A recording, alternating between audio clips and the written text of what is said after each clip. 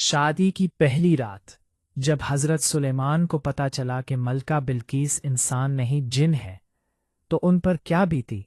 یہ کہانی بہت قدیم لیکن اتنی پراسرار ہے کہ آج بھی اس کو سن کر رونگٹے کھڑے ہو جاتے ہیں۔ پہلی ملاقات کی کہانی بہت دلچسپ ہے۔ بلقیس ایک انتہائی ذہین، حکمت والی اور بہادر عورت تھی جن کی دانائی کی مثال 1000 مردوں سے زیادہ دی جاتی ہے۔ کہا جاتا ہے کہ وہ جنوں کی بیٹی تھی۔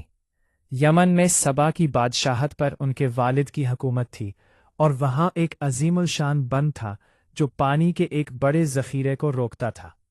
ایک جادوگرنی جو جنات کو قابو میں رکھتی تھی نے بادشاہ کو خبر دی کہ سدے مارب بند جلد ہی ٹوٹ جائے گا۔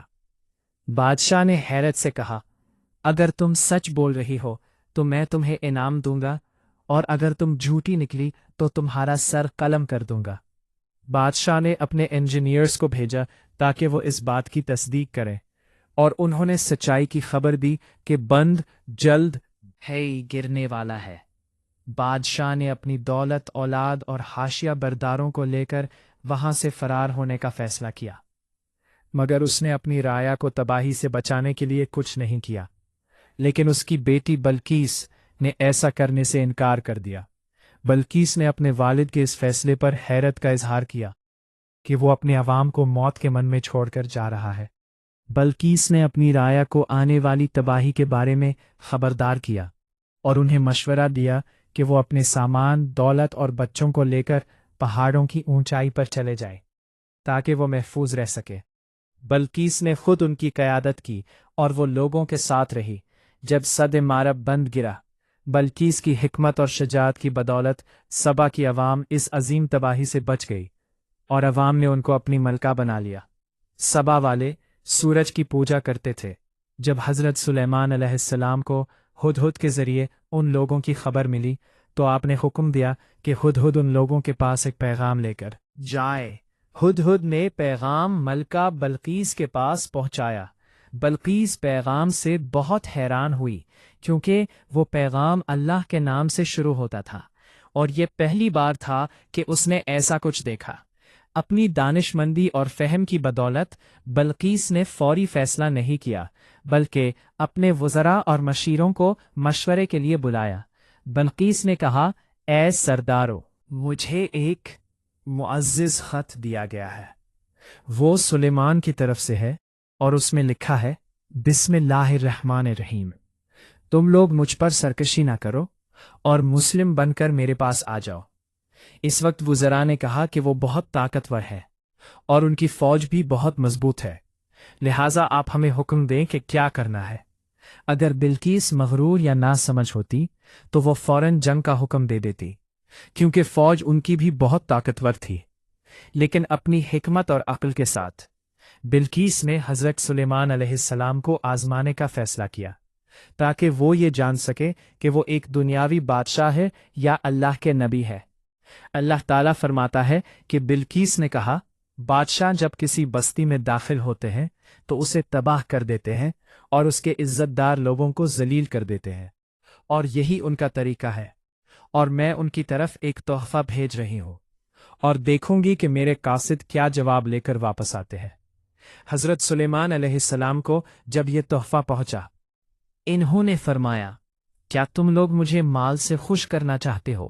جو کچھ اللہ نے مجھے عطا کیا ہے وہ اس سے کہیں بہتر ہے جو تمہارے پاس ہے، بلکہ تم ہی اپنے تحفے پر خوش ہوتے ہو۔ ان کے پاس واپس جاؤ، ہم ان پر ایسی فوج لے کر آئیں گے جس کا مقابلہ وہ نہیں کر سکیں گے، اور ہم انہیں وہاں سے ذلیل کر کے نکال دیں گے۔ بلقیس نے جب یہ پیغام پڑھا تو اسے معلوم ہو گیا کہ حضرت سلیمان علیہ السلام دنیاوی بادشاہ نہیں بلکہ اللہ کے نبی ہے۔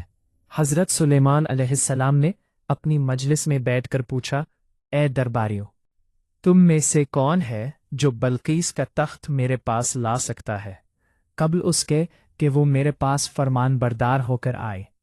ایک زور آور جن نے کہا، میں اسے آپ کے پاس لا سکتا ہوں، اتنی جلدی کہ آپ اپنی جگہ سے اٹھ بھی نہ پائیں گے اور تخت حاضر ہو جائے گا۔ اور جب تخت بلقیس حضرت سلیمان علیہ السلام کے سامنے آ گیا تو انہوں نے فرمایا، یہ میرے رب کا فضل ہے تاکہ وہ مجھے آزمائے کہ میں شکر کرتا ہوں یا کفران نعمت کرتا ہوں۔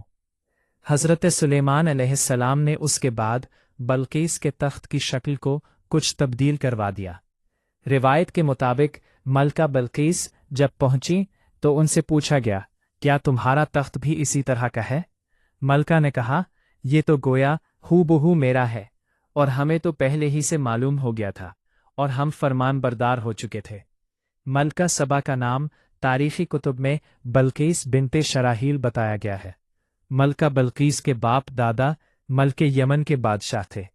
روایت کے مطابق ملکہ بلقیس کی ماں جنات میں سے تھی کہ باپ نے ایک جن عورت سے شادی کی تھی جس کا نام بلعامہ تھا۔ اللہ تعالیٰ نے بلقیس کو دانائی اور حسن و جمال بھی خوب عطا فرمایا تھا۔ جب ملکہ بلقیس حضرت سلیمان کی اطاعت کے لیے پہنچی تو شان و شوکت اور بادشاہ کا روب و دبدبہ دیکھ کر بہت حیران ہوئی۔ استقبالیہ تقریب کے بعد حضرت سلیمان علیہ السلام نے ملکہ بلقیس کو محل کے اس مخصوص حصے کی جانب چلنے کی دعوت دی جو جنات کے ذریعے خصوصی طور پر ملکہ کے لیے تیار کرایا گیا تھا۔ ملکہ بلقیس دنیا کی عظیم ترین بادشاہت کی حسین ترین ملکہ تھی۔ ان کے وہم و گمان میں بھی نہ تھا کہ اس دنیا میں کوئی اور ان سے بھی زیادہ جاہ و جلال کی مالک ہو سکتا ہے۔